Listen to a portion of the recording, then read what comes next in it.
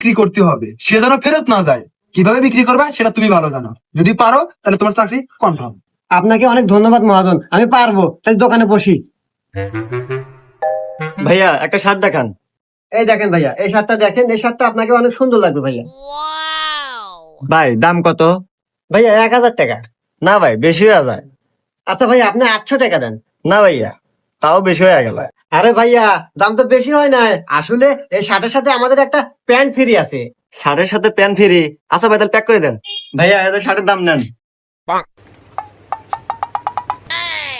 আরে ভাই, শার্টের দাম দিলেন, প্যান্টের দাম দিবেন না?